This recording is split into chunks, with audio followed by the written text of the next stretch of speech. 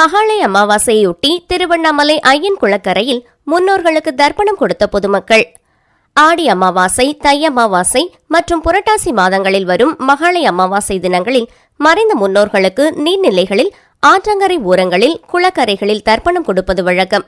குறிப்பாக புரட்டாசி மாதங்களில் வரும் அமாவாசை தினமான மகாளய அமாவாசை தினத்தன்று முன்னோர்களை நினைத்து நீர்நிலைகளில் தர்ப்பணம் கொடுப்பது நமது குடும்பத்திற்கு சிறப்பு என கருதி பொதுமக்கள் தர்ப்பணம் கொடுத்து வருவது வழக்கம்.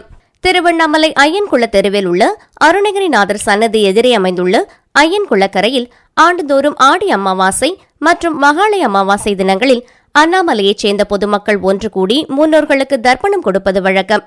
அதன்படி இன்று மகாளய அமாவாசை தினமான இன்று ஐயன் குளக்கரையில் திருவண்ணாமலையைச் சேர்ந்த ஏராளமானவர்கள் ஒன்று கூடி இன்று காலை முதல் மறைந்த முன்னோர்களுக்கு தர்ப்பணம் கொடுத்து முன்னோர்களை வழிபட்டனர்.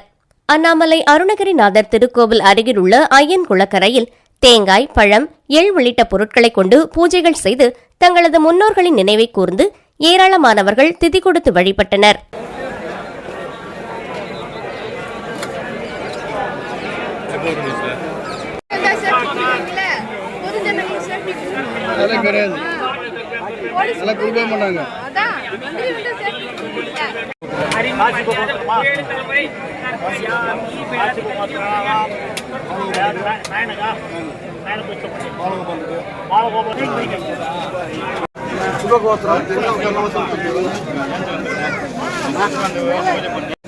சின்னதுரோட தர்பியாமி அருணகிரி தர்பியாமி பூங்குடி தர்பியாமி